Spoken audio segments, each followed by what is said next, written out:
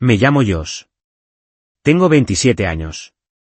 Y hasta el año pasado, pensaba que mi relación con mi familia era complicada, pero salvable. Ya sabes cómo son algunas familias. Mucha tensión no dicha, barrida debajo de la alfombra. Todo el mundo sonriendo en las reuniones mientras arrastra 1000 pequeños cortes de los que nadie habla. Me decía a mí mismo que eso era lo normal. Que éramos un desastre, pero seguíamos siendo familia. Me repetía eso. Me lo creí hasta el mismo momento en que mi madre me siseó por teléfono. Ni se te ocurra venir a la boda.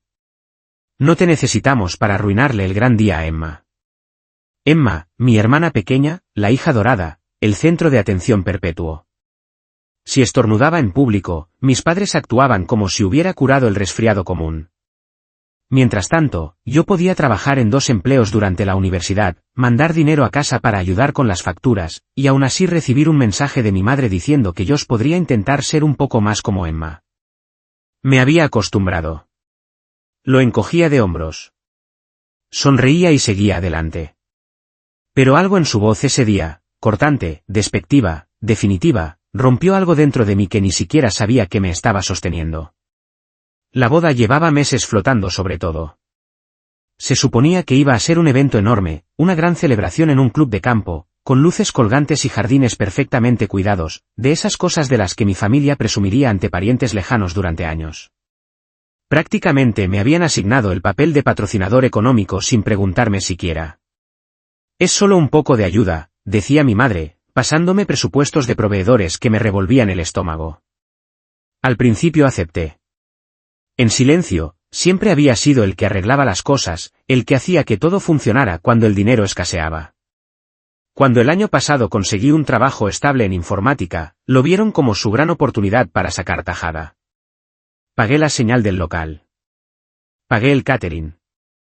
Pagué la reserva del fotógrafo de ensueño de Emma, un tipo que cobraba por un día de trabajo más de lo que algunas personas ganan en un mes.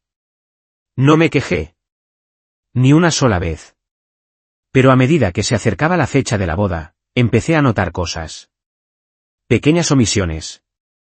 Invitaciones que salían sin incluir un acompañante para mí. Grupos de chat de los que me dejaban fuera.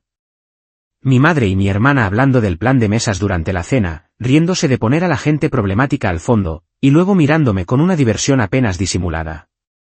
Intenté no darle importancia. De verdad. Me decía que estaba siendo paranoico.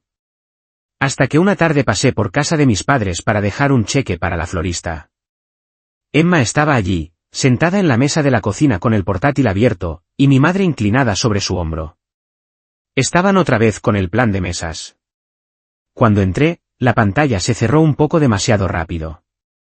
No se suponía que lo viera, pero alcancé a distinguirlo.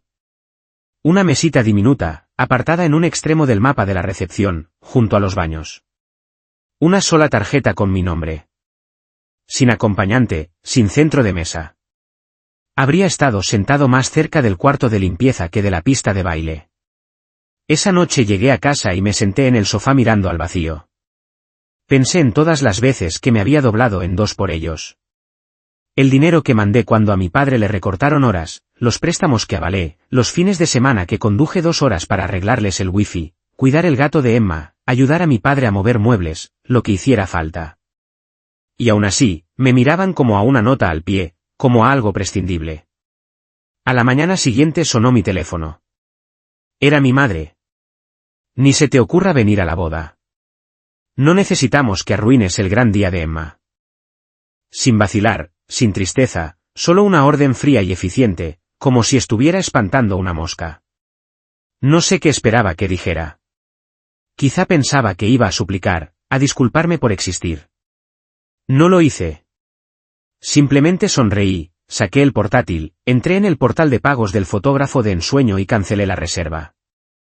Luego hice una captura de pantalla de la confirmación de la cancelación y se la envié. Sin palabras, solo la imagen. No volvió a llamar. No escribió.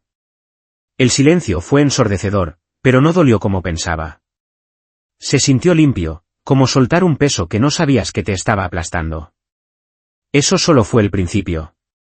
Verás, lo que mi madre no sabía, lo que ninguno de ellos sabía, era que una semana antes de que todo explotara, me había sentado a mirar con calma mi cuenta bancaria, todos los pagos que habían salido, todos los contratos que había firmado en su nombre, y algo dentro de mí se rompió de forma silenciosa, tranquila. Empecé a hacer llamadas. Conocía al dueño del local, no personalmente, sino a través de un amigo. No hizo falta mucho. Unos correos educados, una transferencia bancaria, y de repente yo no era solo alguien que había pagado una señal. Era el propietario real de la reserva completa para la fecha de su boda. Ellos no lo sabían. Nunca se lo dije. Al principio no pensaba hacer nada con esa información. Creí que quizá dejaría que siguiera adelante, cancelaría mis aportaciones, les desearía suerte y me iría. Pero después de esa llamada, después de que me dijeran de forma tan plana, tan casual, que mi presencia era una molestia, mi plan cambió. No solo quería retirarme. Quería que lo sintieran. Pasé los días siguientes deshaciendo con cuidado, con precisión, toda la estructura financiera que sostenía su día soñado. Cancelando pedidos de flores.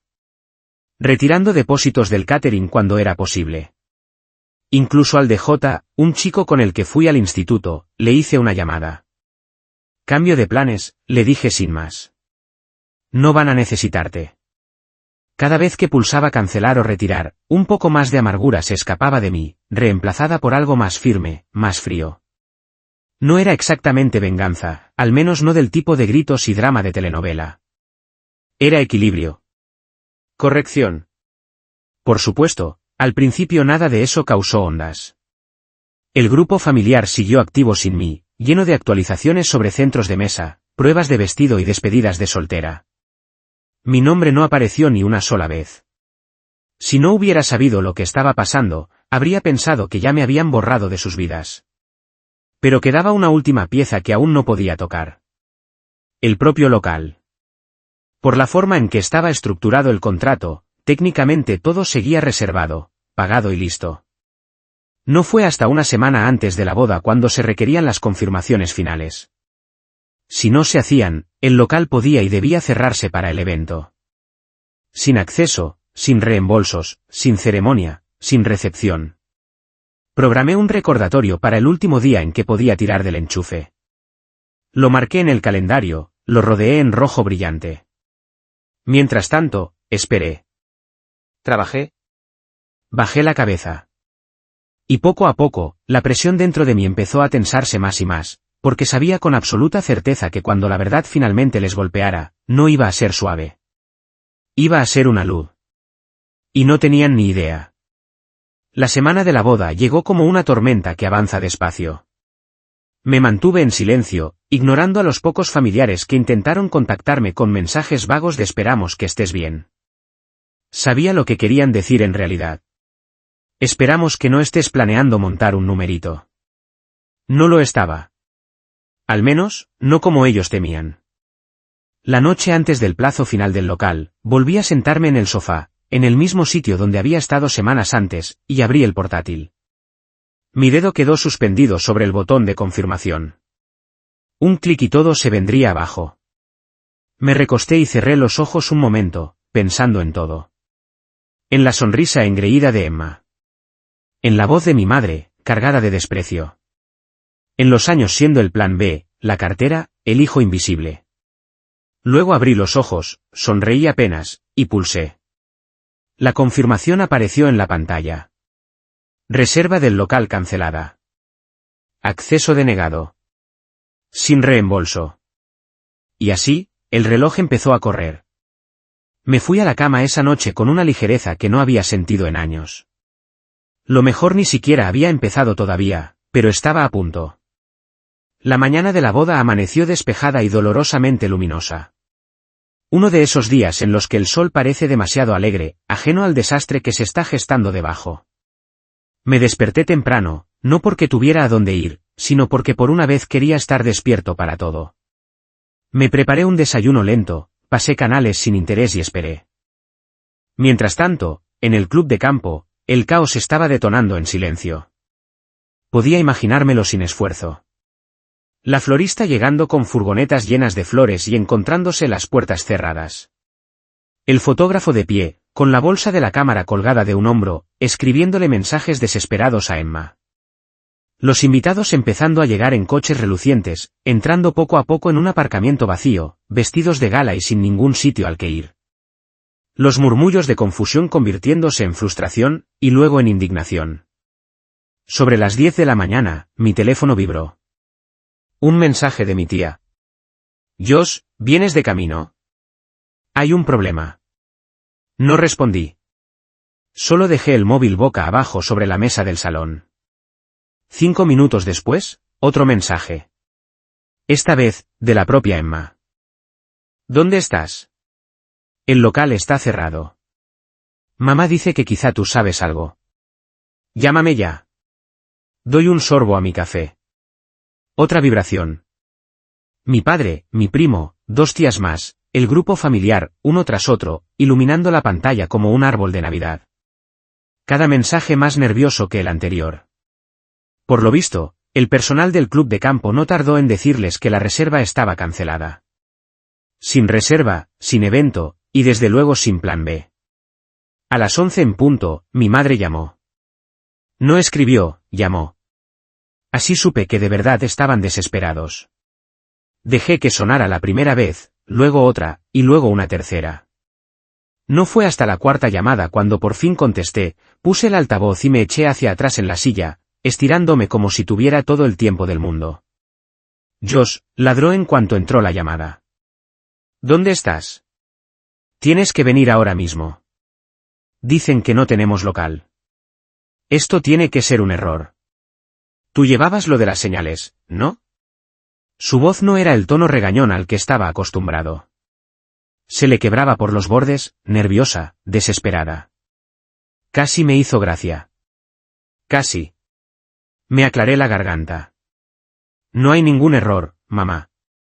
Hubo un silencio atónito, pesado. Y entonces explotó. ¿Qué quieres decir con que no hay error? ¿Me estás diciendo en serio que has saboteado la boda de tu propia hermana? Incliné la cabeza, sonriendo aunque ella no pudiera verme. Qué curioso, dije con calma. Si tú me dijiste que no se me ocurriera arruinarle el gran día. Pues estoy haciendo exactamente lo que me pediste. Su chillido de rabia fue tan fuerte que tuve que apartar el móvil del oído. Eres un egoísta. Después de todo lo que hemos hecho por ti, después de todo el dinero que nos gastamos en criarte, ¿vas y le haces esto a tu propia familia? La dejé despotricar, desconectando, oyendo solo la hipocresía goteando en cada palabra. Después de todo lo que hemos hecho por ti, como si décadas de abandono emocional y de exprimir mi dinero fueran un favor. Cuando por fin se quedó sin aire, resoplando al teléfono, dije con tranquilidad. El local está a mi nombre. Ni se os ocurrió comprobarlo, ¿verdad? Arregla esto, Josh, chilló. Llámales. Paga lo que haga falta. Recupéralo. Me reí bajito. Ya no es mi problema. Que tengas un gran día, mamá. Y colgué. Por un momento me quedé ahí, mirando el móvil, sin sentir nada. Ni culpa, ni arrepentimiento. Solo una paz silenciosa, casi sagrada. Los mensajes seguían entrando. Los textos furiosos de mi hermana, casi sin sentido. Las amenazas secas de mi padre. O lo arreglas o para nosotros estás muerto. Incluso mi abuela, que siempre había sido la única adulta medio decente en mi vida, escribió simplemente. Por favor, ven. Por favor, arregla esto. Pero ya no había nada que arreglar. Ya no. Luego me enteré por un primo lejano, que se partía de risa con todo, de que intentaron buscar un sitio alternativo, pero estaba todo completo. Era plena temporada de bodas. Nadie tenía hueco a última hora, ni siquiera para una familia dispuesta a pagar un dineral. Los invitados se quedaron dando vueltas por el aparcamiento del club de campo durante horas, y luego se fueron yendo poco a poco, incómodos, sin saber qué hacer. La boda de ensueño que Emma llevaba un año entero pegando por Instagram y Pinterest se desmoronó y terminó siendo un almuerzo triste y empapado en un restaurante de cadena cercano. Sin flores, sin cuarteto de cuerda, sin fotos al atardecer bajo luces bonitas. Solo bocadillos fríos de jamón y una montaña creciente de resentimiento. Emma, por supuesto, montó un espectáculo. Gritando, llorando, lanzando el ramo por el aparcamiento, acusando a todo el mundo, sobre todo a mí, aunque yo no estuviera allí para oírlo, de haberle arruinado la vida. Ojalá pudiera decir que me sentí triunfante, como un héroe de película alejándose de una explosión a cámara lenta. Pero, sinceramente, solo me sentí libre. Libre de verdad. La ansiedad constante, esa que me roía por dentro pensando si era suficiente, si apoyaba lo bastante, si era útil, desapareció en un instante. Ellos habían dejado clarísimo lo que pensaban de mí. Y por primera vez, me lo creí. Me dejé creerlo. Más tarde, esa misma tarde, cuando el sol empezó a bajar y mi móvil por fin se quedó en silencio, me senté en el balconcito de mi piso con una bebida fría y vi cómo el cielo se teñía de rosa. En algún sitio, mi familia seguramente seguía intentando recomponer las ruinas de su día perfecto, echándome la culpa. Odiándome. Me daba igual. Por primera vez en mi vida, no estaba persiguiendo su aprobación. No estaba persiguiendo nada. Había terminado. O al menos eso creía. Hasta que un golpe en la puerta me dejó congelado. La botella se quedó a medio camino de mis labios. La dejé despacio sobre la mesa, con el pulso retumbándome en los oídos.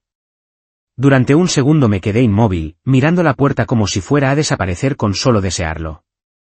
Volvieron a llamar, más fuerte esta vez, y después se oyó una voz apagada que no escuchaba desde hacía años. Josh, soy la abuela. Por favor, cariño, abre. Parpadeé, completamente en shock. De todas las personas que imaginaba que podían aparecer después del desastre de la boda, la abuela era la última. Era la única que me había tratado como si importara, como si no fuera un simple extra detrás de los pasos brillantes de Emma. Aún así, las costumbres viejas cuestan de matar. Mis dedos se quedaron sobre el pestillo, dudando. ¿Y si era una trampa? ¿Una misión para hacerme sentir culpable? El tercer golpe fue más suave, casi cansado. Por favor, repitió. Contra mi instinto, abrí. Mi abuela estaba allí, menuda, con un jersey ligero, sujetando un tupper triste con lo que parecían galletas caseras. Llevaba el pelo un poco más revuelto de lo normal, el pintalabios algo corrido, y los ojos se le veían huecos, como si no hubiera dormido nada. Hola, cariño, dijo bajito, intentando sonreír y sin conseguirlo.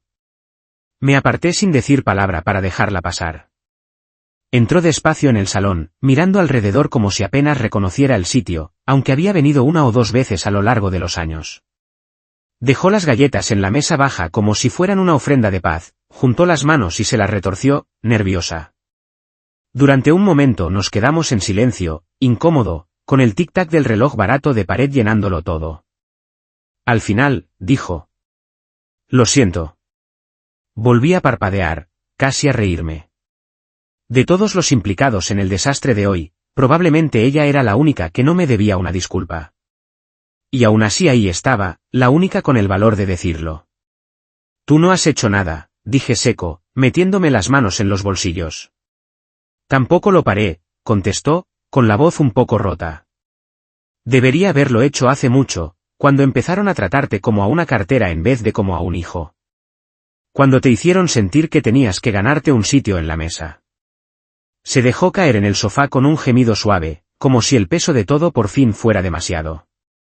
Lo vi pasar. Me decía que no era cosa mía, que no me tocaba, pero sí lo era. No supe qué decir. Una parte de mí quería quitarle hierro, ponérselo fácil. Otra parte, la parte cruda y enfadada, esa que ni siquiera sabía que seguía hirviendo, quería gritar. ¿Y dónde estabas tú todos esos años? Pero al final me senté frente a ella y me quedé callado. Estuvo un rato jugueteando con el borde del jersey, y luego levantó la mirada hacia mí, con los ojos húmedos.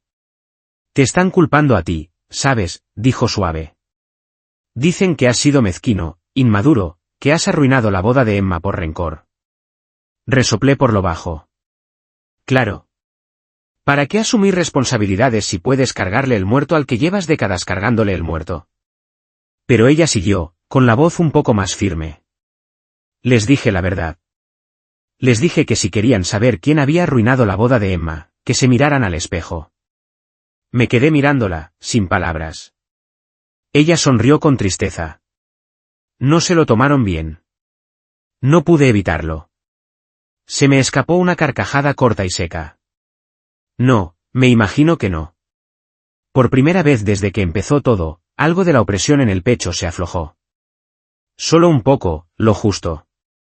No he venido para que vuelvas, dijo bajito. No he venido para hacerte sentir culpable ni para rogarte que lo arregles. Solo, necesitaba que supieras que no estás loco, y que no estás solo.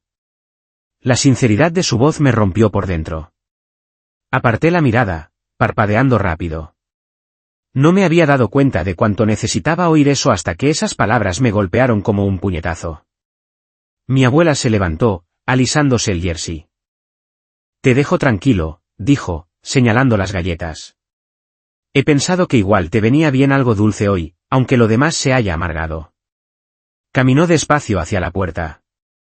Y durante un segundo estuve a punto de dejar que se fuera sin decir nada. Abuela, murmuré, con la voz más áspera de lo que quería. Se giró, con la mano en el pomo. Gracias, dije simplemente. Sus ojos se suavizaron. Siempre, cariño. Y se fue. Me quedé allí mucho rato, mirando la puerta cerrada, las galletas intactas, el sol de la tarde pintando de naranja las paredes. Debería haberme sentido más ligero, más libre, y en parte lo estaba. Pero por debajo había otra cosa creciendo. Una realización lenta, hirviendo a fuego bajo. Esto no había terminado.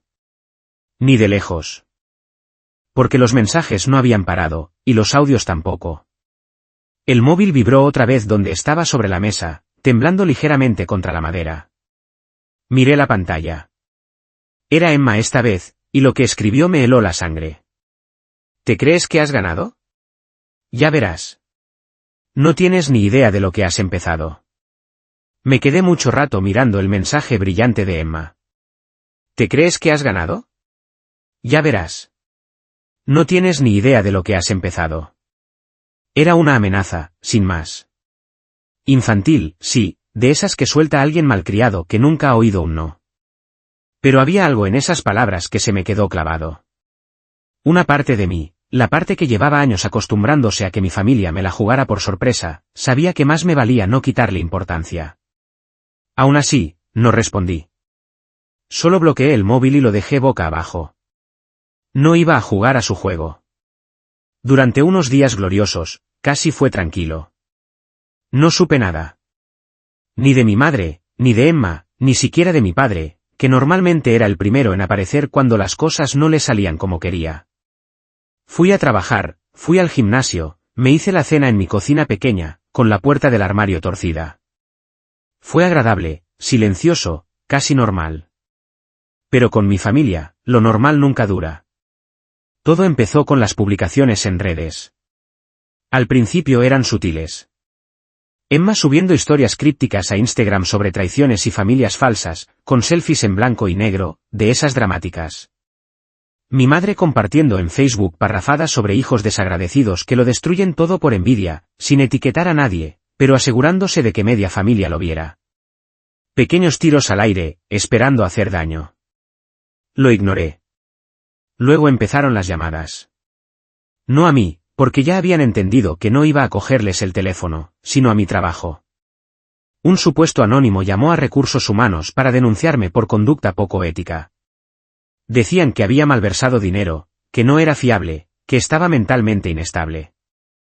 Acusaciones absurdas, sin base, pero suficientes como para que mi jefe me llamara y me hiciera pasar por una revisión humillante, por si acaso. Por suerte, mi jefa, una mujer sin tonterías llamada Carla, lo vio venir de lejos. ¿Drama familiar?, preguntó con ironía después de repasar la lista. Asentí, sintiendo una vergüenza que no me esperaba. Carla se encogió de hombros. Le pasa hasta el mejor. Mientras los servidores sigan en pie y no lances una silla por la ventana, todo bien. Casi me dieron ganas de abrazarla. En vez de eso, murmuré un gracias y volví a lo mío. Pero no fue solo el trabajo. Fueron a por todo lo que se les ocurrió. Mi casero recibió una carta acusándome de llevar un negocio ilegal desde el piso. Al gimnasio al que iba empezaron a entrarle llamadas de broma exigiendo que me cancelaran la suscripción. Me hackearon la cuenta de Amazon. Cosas pequeñas. Alguien intentando hacer cargos a mi nombre, pero lo bastante como para convertirse en un dolor de cabeza enorme. Intentaban sacarme de mis casillas, castigarme, asustarme para que volviera arrastrándome y pidiendo perdón. No lo hice. Si acaso, me reforzó la determinación.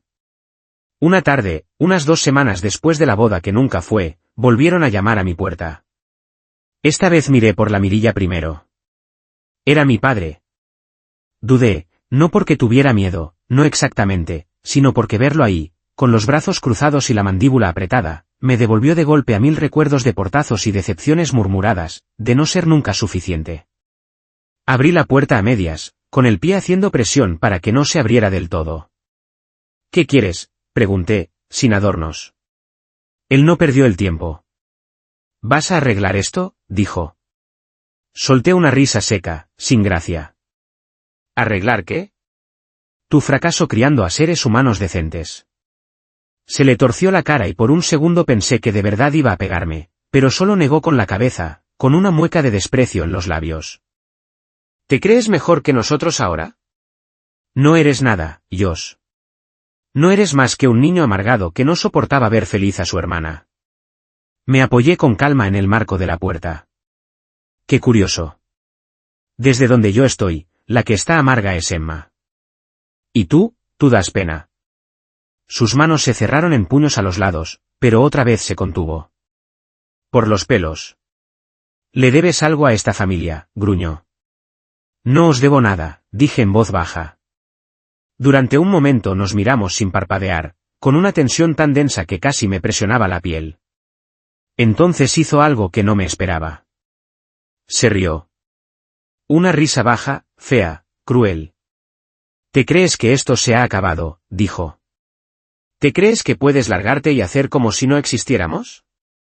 Un día volverás arrastrándote. La gente como tú siempre vuelve. Cuando estés solo, cuando no tengas un duro, cuando nadie te quiera, te darás cuenta de que tuviste una familia y la tiraste a la basura. Sonreí, una sonrisa pequeña, de verdad. No, dije. Yo tenía una carga. Y la solté. Y le cerré la puerta en la cara. Golpeó una vez, 2, gritó algo apagado y lleno de rabia, pero no volví a abrir. Me limité a darme la vuelta y dejar que gritara solo. Al final se fue. Y con él, se fue algo más también. El último hilo que me ataba a ellos. El último susurro de culpa. La última mentira de que les debía algo. Las consecuencias, claro, fueron un espectáculo. Sin mí pagando la fiesta, el club de campo demandó a mis padres por incumplimiento de contrato. Resulta que habían firmado varias cosas sin leer la letra pequeña.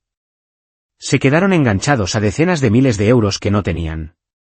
Emma intentó demandarme a mí por daños emocionales, pero todos los abogados con los que habló se rieron en su cara. Resulta que ser mezquino no es un delito. La historia también corrió por la familia extensa. Primos y primos segundos que siempre habían tenido un resentimiento callado hacia la rama perfecta del árbol familiar empezaron a tomar distancia. Las fiestas se volvieron incómodas. Las invitaciones dejaron de llegar. El pequeño reino de apariencias de mis padres se desmoronó como un castillo de arena con la marea subiendo. Intentaron reconstruirlo, claro. Nuevas mentiras, nuevos cuentos. Pero ya era tarde. Demasiada gente había visto las grietas. Yo me mudé. No muy lejos, solo a otra zona de la ciudad, pero lo suficiente como para que no me encontraran con facilidad. Cambié de número, los bloqueé en todo y empecé de cero. Conservé el trabajo. De hecho, me ascendieron. Carla dijo que era una recompensa por sobrevivir a una toma de control familiar hostil. Hice nuevos amigos. Amigos de verdad, que me querían por mí, no por lo que podía darles. Mi abuela y yo seguimos en contacto. Venía a tomar café una vez por semana, y a veces nos quedábamos en silencio, a gusto. Otras veces hablábamos de todo y de nada. Al principio se disculpaba mucho, pero al final conseguí que dejara de hacerlo. Ya no iba de culpas. Iba de elegir a quien dejas en tu vida y a quien sueltas. Una tarde, unos meses después de que todo explotara, me trajo un álbum de fotos pequeño y gastado. Dentro había imágenes que apenas recordaba. Cumpleaños, funciones del colegio, vacaciones, y en todas veía lo mismo, un niño esforzándose con todas sus fuerzas por ser querido por gente que nunca lo miró de verdad. Cerré el álbum y lo dejé a un lado. Te veo ahora, dijo mi abuela en voz baja. Y por primera vez, la creí. No voy a mentir y decir que no dolía a veces. Que algunas noches, cuando las luces de la ciudad parpadeaban a través de mi ventana y todo estaba demasiado silencioso, no pensaba en lo que había perdido. Pero también pensaba en lo que había ganado. Libertad, respeto propio, paz, y la certeza inamovible de que, pasara lo que pasara después, nunca jamás volvería a conformarme con que me trataran como si fuera prescindible. Algunas pérdidas no son más que victorias disfrazadas.